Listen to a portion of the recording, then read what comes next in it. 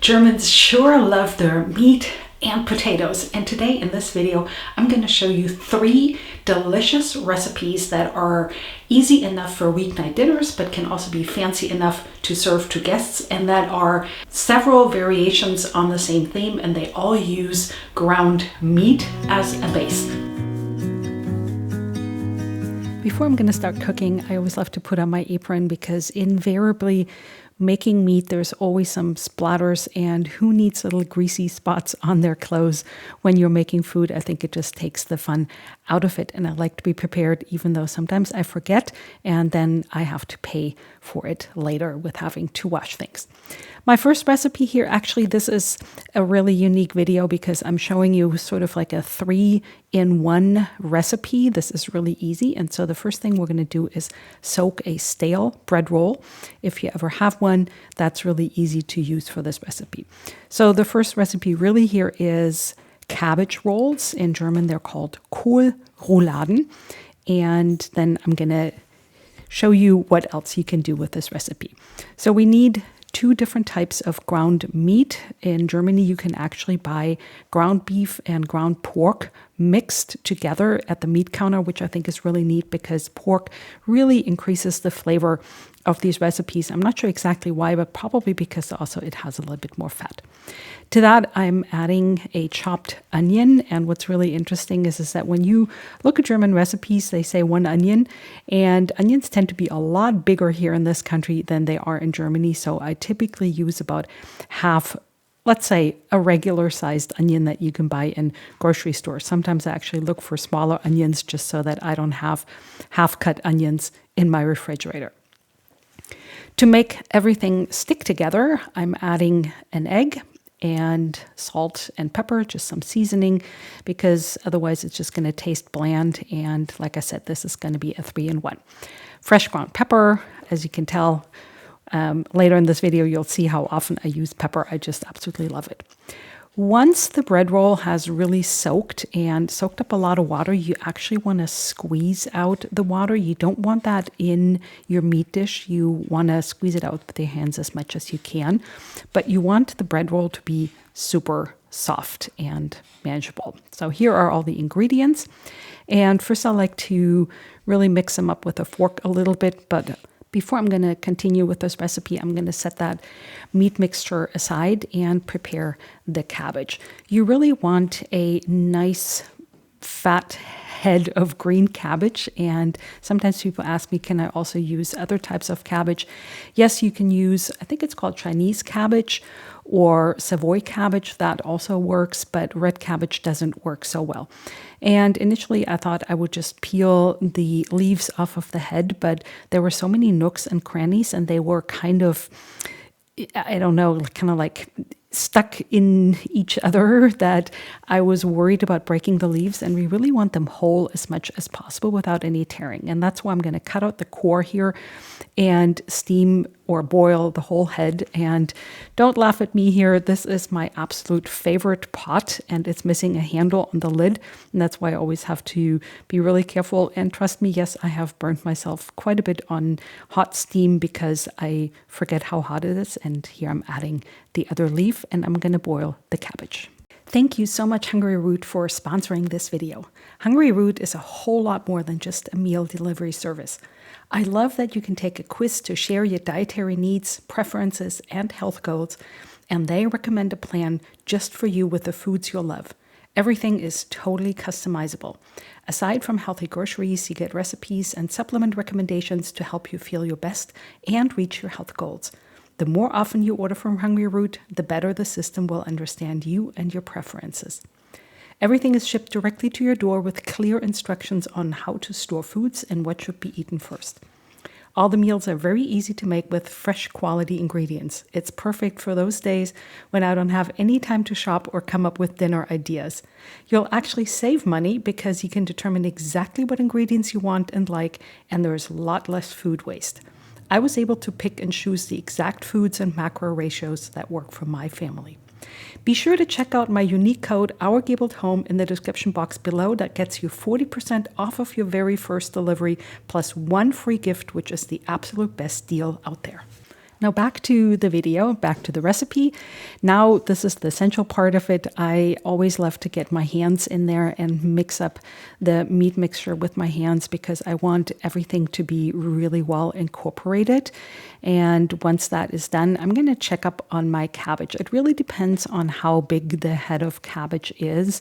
And here is my single leaf that I just tossed in there, and I'm going to take those out and let them cool down a little bit because ultimately I want all the leaves to be really soft so I can use them for the cabbage rolls.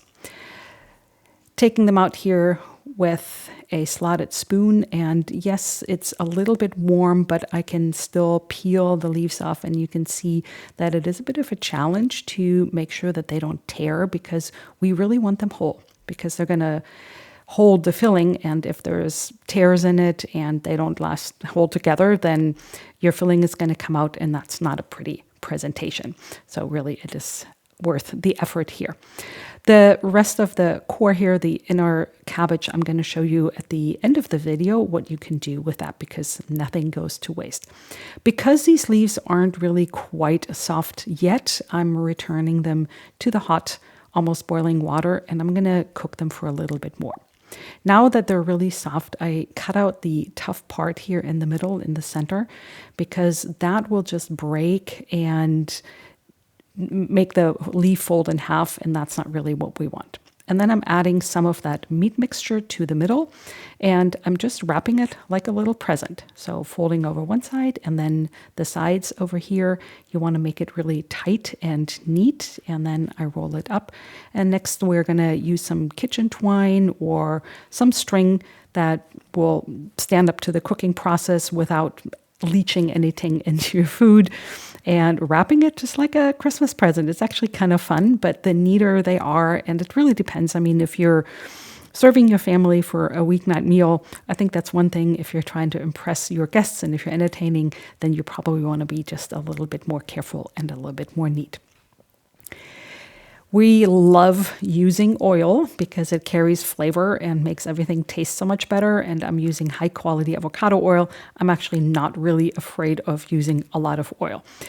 In this Dutch oven here, I'm heating up the oil, and now I'm going to brown those cabbage leaf wraps on one side until they're really brown. And you want to caramelize it. You have to check your cabbage a little bit and make sure that they sit in a single layer. You may have to do this in batches if your pot is not big enough to hold all of your cabbage leaf wraps here. Once they are browned on one side, I carefully turn them to the other side. I also try to make sure that before I add them to the hot oil, you saw me that I kind of wipe off the excess water because otherwise you just get a lot of splattering. I also saved the cooking water from the cabbage, and that's what we're going to use here for cooking the cabbage rolls. And I have this little hack. I usually have a tomato paste can, and usually that's a big one, and I don't use all of it. And then I just really freeze the rest of it in my freezer, and then I always have portion sized ready to go. So that was a frozen tomato paste cube, and then I have some muggy German seasoning that is perfect here for the broth. While this is cooking, I am going to make the next part of the recipe, that is meatballs, or actually fried meatballs. In German, they have very many different names: Frikadellen, Klopse, Buletten, depending on where you live and where you come from or what you're used to. And you can make them really small little balls, or you can make them more a little bit like a hamburger. I always like to make them medium-sized, but with a flatter part, because I think they cook better that way. Here they are completely ready to go. And again, I'm heating up my cast iron skillet, adding a lot of oil. That actually helps fry them and make them taste so much better. So you don't want to skimp on the oil. I'm carefully adding all the meatballs here because remember, the reason I put on an apron because there's always some splattering. And yes, there's always a little bit of cleanup afterwards on the stovetop here because I get fat splatters. But hey, you know what? If it tastes good, I think it's so much worth all the effort and the extra cleanup later because yes, these are delicious. And what's cool is that you can use the same meat mixture for the stuffed cabbage rolls and these meatballs.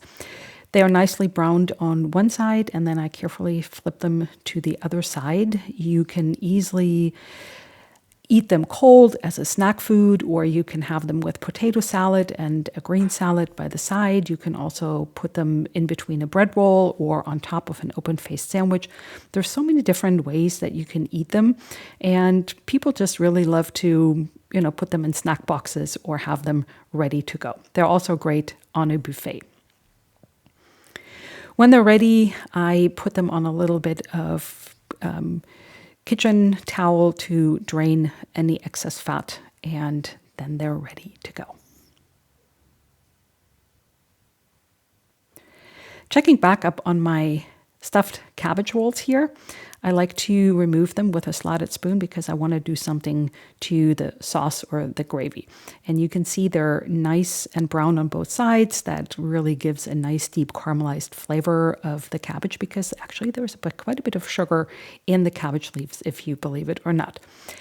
And once the cooking liquid has cooled down a little bit, I'm adding it to a measuring cup and add cornstarch to it because I want to thicken the sauce.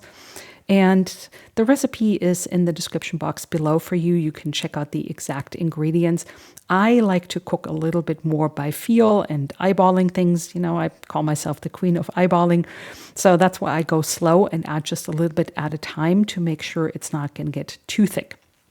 And here you can see that I'm boiling it down just a little bit, and to round out the flavor, I'm adding just a little bit of sugar and then again some salt and fresh ground black pepper. You do want to taste it and make sure that the seasoning is how you like it. I always love to add a little bit of sour cream. You can use regular cream, but I think sour cream just adds a lot more complex flavor than regular cream. And then I put the cabbage rolls back in there, and they are perfect with boiled potatoes. Now, I told you that I was going to show you what to do with the rest of the cabbage because I hate food waste. Now, obviously, this is not the same head of cabbage that I had initially. This was something that I bought, but I wanted to show you that if you want the same flavors, and it's not going to be exactly the same, you can use the same ingredients and just make a one skillet meal out of it. For that, I'm browning the ground meat, and then I'm cutting some onion, chopping some garlic, and all of that goes in there. And then I'll saute that until everything is soft and translucent and the meat is actually cooked and fairly browned. That's the flavors. And here I'm giving it a good stir. It's going to take maybe 5 minutes or so before that all is done. Trader Joe's has conveniently shredded green cabbage. Again, we made something else with that little bit of remaining head of cabbage, but I just wanted to show you here, and that's why I had that in the refrigerator. And yes, I could have used a bigger skillet. Sometimes I have these little games that I play with myself when I'm cooking, and you wouldn't know it just looking at me, but I'm wondering, can I fit everything in there? I could have used a bigger skillet, but then I didn't. And the funny thing is that the cabbage will always fall in so much, and there's going to be so little left that it easily fits in a skillet here. Caraway seeds always help the digestion with the cabbage because it can actually cause a little bit of gas. And this is the little freezer bag that I have in my freezer with the tomato paste that I'm adding, and now I'm letting it thaw. And here's my muggy seasoning that I got on one of my recent trips to Germany. And for some reason, the little cubes are just really tiny, and I feel like they're too tiny for my hands, but yes, that works. Seasoning again here with some high quality salt and fresh ground pepper. That you can never go wrong with any of that. And then I'm adding a top here. This is going to be a sourdough skillet. I have some sourdough starter that I'm adding to a bowl. I just wanted to make that meal a little bit more interesting. You could have served it with mashed potatoes or boiled potatoes or probably even some pasta. For the sourdough skillet, I'm adding eggs to my sourdough starter, and it's perfect if you do a discard method. This is perfect for sourdough discard. Again, a little bit of seasoning, some salt, and some fresh ground pepper. You can see why those live on my counter. And then I have some melted butter that I'm adding for flavor and just a little bit of better texture. And because it's discard, it's not active, I add baking powder to it. Give everything a good stir. And here is the sour cream for my Krautpfanne, is what we call it in German, for my cabbage skillet, because it's almost exactly the same ingredients as my cabbage rolls. And then I'm pouring the sourdough mixture over my cabbage, and then that's going to go into the hot oven at about 375 or maybe 400 degrees until it is nice and brown on top and cooked through. And here you can see that everything came a little bit through and is, oh my gosh, so delicious. And you can eat this with a green salad. You can just serve it as it is. It actually is a somewhat substantial meal, and you can make that as big or as small as you want. But it was, oh my gosh, it was so delicious. That whole skillet, I think that was good for 2 people. So if you don't feel like going through the effort of wrapping the cabbage leaves around the meat, you can do a deconstructed Krautpfanne or cabbage skillet. I hope you enjoyed this video with these recipes. Let me know if you have any questions or comments down below. Thank you so much for watching, and I'll see you in the next video.